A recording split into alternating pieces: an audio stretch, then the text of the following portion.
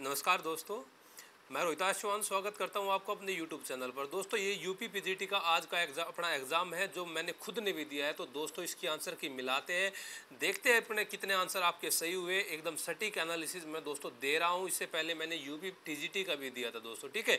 तो 2 वीडियो के माध्यम से हम कंप्लीट करेंगे आधी आधी करके, ठीक है। तो मेरा जो सेंटर लगा था वो शामली डिस्ट्रिक्ट राष्ट्रीय किसान इंटर कॉलेज में। तो मेरा खुद का पेपर है दोस्तों, ठीक है। ये आप देख रहे हैं राष्ट्रीय किसान इंटर कॉलेज शामली, है ना। तो देखते हैं, तो आधे क्वेश्चन इस वाली वीडियो में देख लेते हैं और आधे नेक्स्ट वाली में। तो दोस्तों इस वीडियो का फ़ायदा उन सभी बच्चों को भी होगा जो जीआईसी दे रहा है और यूजीसी नेट हिस्ट्री दे रहा है नेक्स्ट मंथ और आफ्टर डेट, है ना। तो देखते हैं दोस्तों आपके आज के मतलब यूपी पीजीटी के क्वेश्चन। बहुत अच्छे क्वेश्चन आए थे दोस्तों और लगभग 125 में से 15 क्वेश्चन तो लगभग ऐसे थे भाई कि बिल्कुल ही गजब क्वेश्चन थे, है ना। बिल्कुल ही गजब क्वेश्चन थे, कहाँ से उठा रखे थे ये नहीं पता था, ठीक है दोस्तों। देख लो एक बार अपने आंसर की मैच कर लो कि कितने आंसर आपने ठीक किए। तो पहला क्वेश्चन यहाँ पे देख सकते हैं हम, यानी 50 से शुरू करते हैं। अकबर ने किस सिख गुरु को 500 बीघा जमीन दान के रूप में दिया? किस सिख गुरु को दिया? गुरु रामदास को। किसको भाई? गुरु रामदास को।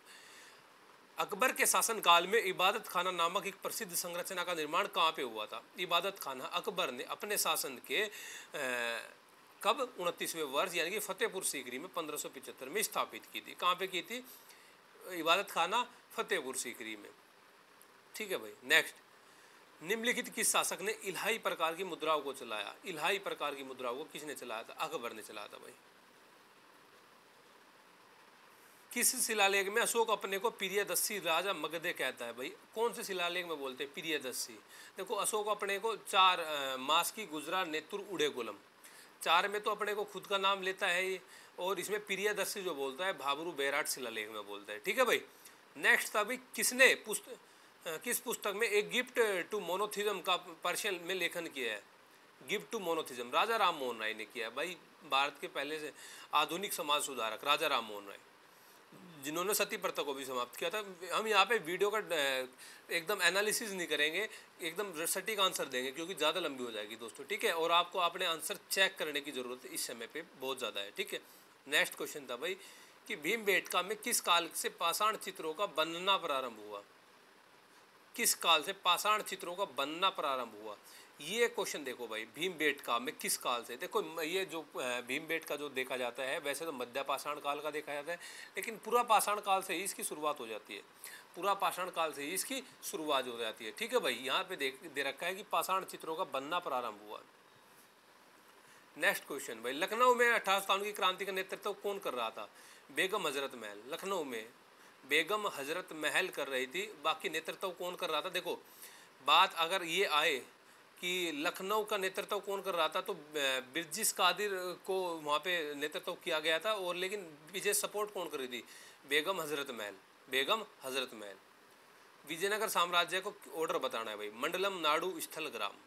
मंडलम नाडु स्थल ग्राम। ऋग्वेद में धनाढ्य व्यक्ति के लिए निम्नलिखित में किस शब्द का प्रयोग हुआ है? गोप का। किसका भाई? गोप का। नेक्स्ट क्वेश्चन था भाई कि रूप्य रूप प्रकार के सिक्कों का निर्माण किस धातु की अधिकता थी? रूप्य रूपा। देख भाई ये किसकी थी? सिल्वर की। किसकी थी? सिल्वर की, यानी कि रजत की, रूप्य रूप में। और ये क्वेश्चन देखो कितना गजब क्वेश्चन पूछा गया था आपसे, बहुत ही अंदर से क्वेश्चन था और बहुत अच्छा क्वेश्चन भी था दोस्तों। किस अंग्रेज यात्री ने अकबर के अधीन रत्न विशेषज्ञ की नौकरी प्राप्त की थी? विलियम लीड्स ने। बहुत अच्छा क्वेश्चन था दोस्तों, विलियम लीड्स। किस अंग्रेज यात्री ने अकबर के अधीन रत्न विशेषज्ञ की नौकरी प्राप्त की थी? किसने भाई? विलियम लीड्स ने। इस क्वेश्चन को अभी रोकते हैं भाई, एक बार कंप्लीट एक बार पता लग जाएगा तो तब बता रहा हूँ मैं आपको, है ना भाई, ध्यान न करते वाले को।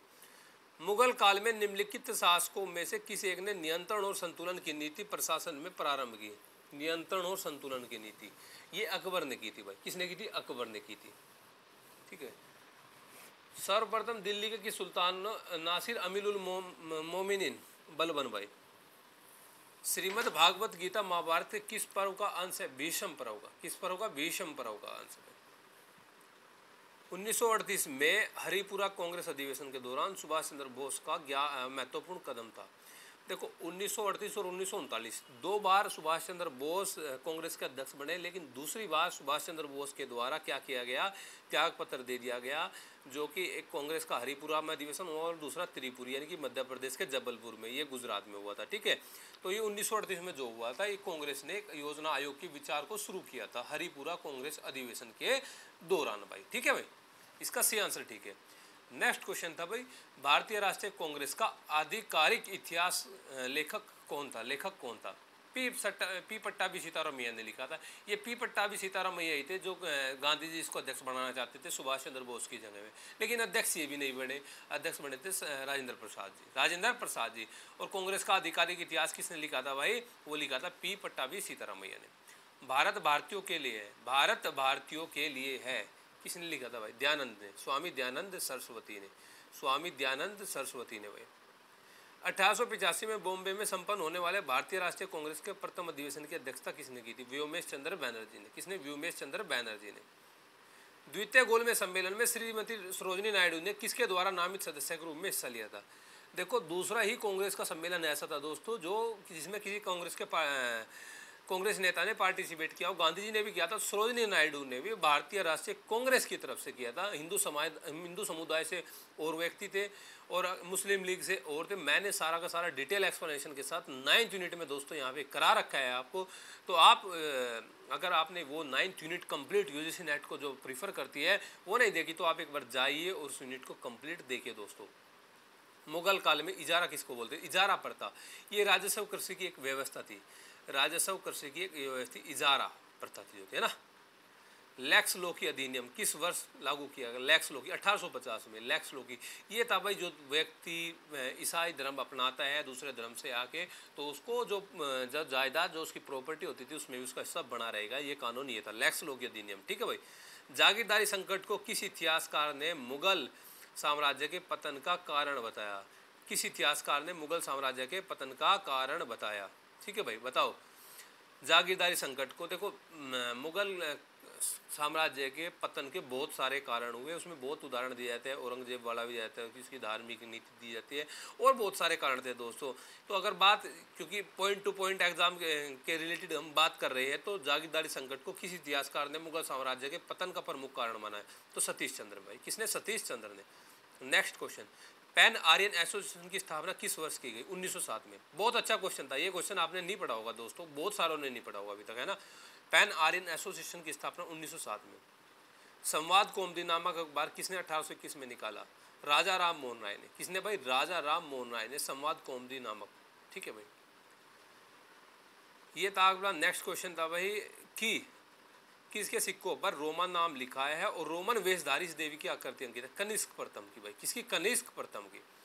1833 के अधिनियम के संबंध में हमें बताना कि कौन सा अधिनियम सही नहीं है। तो देखो 4 ऑप्शन थे दोस्तों आपके सामने, तो आपने सही नहीं है वो वाला ऑप्शन आपने बताना था। दूसरा ऑप्शन देखो, बंगाल के गवर्नर को भारत का गवर्नर जनरल बना दिया। भाई बंगाल का गवर्नर नहीं था, बंगाल का गवर्नर जनरल था। देखो बंगाल का गवर्नर तो वारन हेस्टिंग बनता है अंतिम, और भारत का प्रथम गवर्नर जनरल भी वारन हेस्टिंग बनता है। ठीक है, तो यहाँ पे बात जो की गई है वो बंगाल के गवर्नर नहीं, बंगाल का गवर्नर जनरल था विलियम बेंटिक, जो आखिरी गवर्नर जनरल था, और भारत का प्रथम गवर्नर जनरल भी विलियम बेंटिक बनता है दोस्तों। ठीक है, भारत में मस्जिद पर एक प्रारंभिक उदाहरण है जिस पर मुस्लिम विचारधारा के प्रभाव की दिखता है, अटाला देवी मस्जिद, जो जौनपुर में है, अटाला देवी मस्जिद भाई। ठीक है दोस्तों, देखो ऐसा है कि अगर आपको आपको लगता है कि भाई कुछ क्वेश्चंस अपने 1-2 क्वेश्चन में आपको अगर डाउट लगता है कि ये नहीं हो सकते थे, तो उसको मैं चेंज कर दूंगा बाद में, और चेंज करके आपको पिन करके बता दूंगा भाई ये राइट आंसर था, क्योंकि अभी एग्जाम हुआ और मैंने चेक, ये एक बार देख लेना आप। ठीक है भाई, तो नेक्स्ट क्वेश्चन क्या था भाई? विधवा विवाह के समर्थन में सत्यप्रकाश नाम की पत्रिका, ईश्वरचंद विद्यासागर। विजयनगर साम्राज्य की स्थापना किस सल्तनत के काल में हुई? किस दिल्ली सुल्तान के काल में हुई थी? विजयनगर। देखो सारे के सारे, विजयनगर हो या बहमनी हो, आपके किस सुल्तान के काल में हुई थी? मोहम्मद बिन तुगलक के काल में। अगर उत्तरकालीन मुगल शासकों की बात करें कि किसके काल में, उत्तरकालीन मुगल शासकों के समय में शुरू हुआ था, जो राज्यों का जैसे बंगाल, अवध, ये मोहम्मद शाह रंगीला के समय। किसके भाई? मोहम्मद शाह रंगीला के समय। नेक्स्ट क्वेश्चन था भाई कि विजयनगर साम्राज्य और बहमनी साम्राज्य के बीच कौन सा क्षेत्र विवाद का विषय था? देखो विजयनगर और बहमनी दोनों के बीच में जो दोआब का विषय था वो था रायचूर दोआब। रायचूर दोआब ये ऐसा माना जाता है भारत के अंदर जो कि कृष्णा और तुंगभद्रा नदी के बीच में है, कि सबसे अच्छा दोआब, जैसे दोआब जो होता है दो नदियों के बीच की भूमि को हम दोआब बोलते हैं, गंगा और यमुना के बीच की भूमि को दोआब बोलते हैं, ठीक है, मतलब कोई भी दो नदियों के बीच की।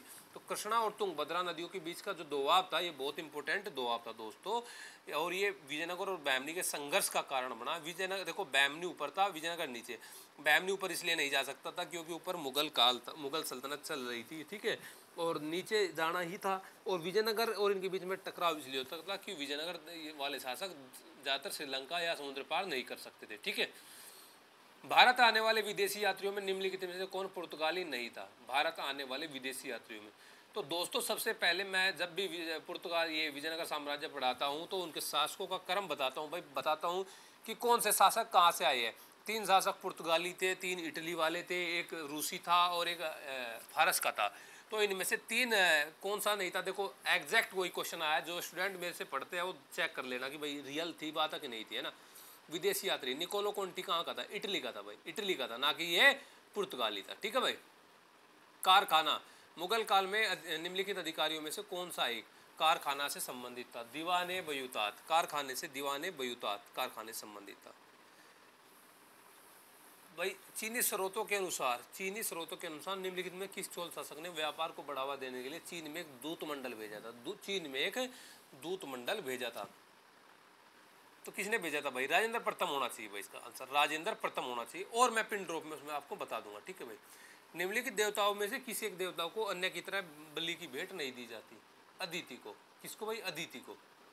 आत्मीय सभा की स्थापना 1814 में हुई थी भाई, आत्मीय सभा की स्थापना 1820। देखो ये 89 क्वेश्चन क्या था, देखो कितना गजब क्वेश्चन आया। मैंने कल ही ग्रुप में एक क्वेश्चन डाला था दोस्तों, फेसबुक पे भी और यूट्यूब उस पर व्हाट्सअप पे भी, जितने भी अपने साथ स्टूडेंट जुड़े हुए हैं इनबॉक्स में मैंने डाला था। उसमें 3 कथन थे औरंगजेब से संबंधित, कि किस मुगल शासक ने भांग के उत्पादन, बिक्री और सार्वजनिक प्रयोग पर निषेध का अध्यादेश? औरंगजेब। किसने? औरंगजेब ने, ठीक है भाई। धर्म चक्र परिवर्तन किस धर्म से संबंधित है? बौद्ध धर्म से। बौद्ध धर्म से। निम्नलिखित किस साहित्य में उल्लेख किया गया कि पार्श्वनाथ क्षत्रिय थे? पार्श्वनाथ क्षत्रिय थे। कल्प सूत्र में, कल्प सूत्र में भाई, कल्प सूत्र में। राजवाही और उलूक खानी थी, राजवाही और उलूक खानी थी फिरोज तुगलक द्वारा बनवाई गई नहरों के नाम। फिरोज तुगलक द्वारा बनवाई गई नहरों के नाम। मंगल पांडे किस रेजिमेंट का सिपाही था? मंगल पांडे ये 34वीं रेजिमेंट का सिपाही था भाई। कौन सी रेजिमेंट का सिपाही था? 34वीं रेजिमेंट का सिपाही था। भोज और कारले की चैत्य गुफाएं कहाँ स्थित थी? भोज और कारले महाराष्ट्र में थी भाई। कहाँ पे थी? महाराष्ट्र में थी। महाराष्ट्र, अगर आपको लोनावाला का नहीं पता था तो आपको महाराष्ट्र का दोस्तों पता था, तो महाराष्ट्र में थी। रहनुमाई मध्यान्ह सभा की स्थापना नौरोजी फरदोन जी रहनुमाई मध्यान्ह की सभा। चांदी का टंका और तांबे का जीतल का मुद्रण का जो प्रचलन जो किया था सल्तनत काल में, वो किसने किया था दोस्तों? चांदी का टंका और तांबे का जीतल वो किया था शमसुद्दीन इल्तुतमिश ने। शमसुद्दीन इल्तुतमिश ने। नीति प्रकरण ये बताता हूँ भाई अभी, है ना। नीति प्रकरण क्या था भाई? जब भारतीय राष्ट्रीय कांग्रेस की स्थापना हुई तो उसका विरोध किया गया, बनारस के राजा शिव प्रसाद के साथ उसके काट के लिए आंदोलन संगठित किया गया। सर सैयद अहमद खान, सर सैयद अहमद खान ने, सर सैयद अहमद खान ने, ठीक है भाई। नेक्स्ट क्वेश्चन था, बहुत अच्छा क्वेश्चन था। सेंट थोमे के युद्ध अथवा अडियार के युद्ध में कर्नाटक के नवाब को किसने पराजित किया? कर्नाटक का नवाब, देखो 3 युद्ध हुए थे, पहला सेंट थोमे का युद्ध, फिर अंबूर का युद्ध, फिर वाडिवास का युद्ध।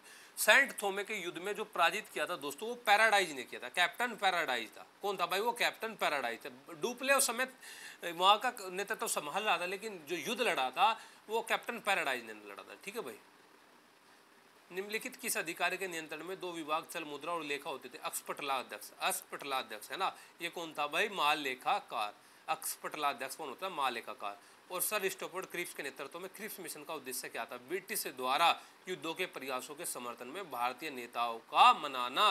सर स्टोफर्ड क्रिप्स यानी कि क्रिप्स मिशन 1942, ठीक है भाई। ये इसका राइट आंसर था। बिल्कुल बहुत कम टाइम में दोस्तों मैंने आपको लगभग 50-55 क्वेश्चन कराए हैं और सटीक आंसर देने की कोशिश की है। जिस आंसर का मुझे भी थोड़ा सा डाउट है वो मैंने छोड़ा है और उसका मैं पिन करके वहाँ पे आंसर ज़रूर दूंगा दोस्तों। आप ज़रूर देखना दोस्तों, अपने आंसर की मिलाना, और उम्मीद करता हूँ कि आपका ये आंसर बिल्कुल सटीक होगा दोस्तों, बिल्कुल, ठीक है। और नेक्स्ट वाली वीडियो में अपने चैनल पर इसके तुरंत बाद यानी कि 1 घंटे के बाद तुरंत डाल दूँगा लर्न हिस्ट्री यूट्यूब चैनल पर दोस्तों। आपको अगर यूजीसी नेट से रिलेटेड और जीआई से रिलेटेड आपको बैच आपने ज्वाइन करना है तो 20 अगस्त से अपना बैच भी शुरू हो रहा है लर्न हिस्ट्री। आप एक बार वहाँ पे देख लेना, और 20 अगस्त से जिसने भी क्रैश कोर्स करना है दोस्तों वो ज्वाइन कर सकता है। और कोई भी आपका डाउट हो इस चीज़ के क्वेश्चन से आप डाउट कर सकते हैं, मेरे नंबर पे भी आप व्हाट्सएप कर सकते हैं 70 31 31 31 42 पे। दोस्तों मिलते हैं नेक्स्ट वीडियो में, और फिर वहीं पे डिस्कस करेंगे कि अपना आपके एग्ज़ाम का जो लेवल था वो किस टाइप का था। दोस्तों ठीक है, मिलते हैं नेक्स्ट वीडियो में दोस्तों, ठीक है, थैंक्स।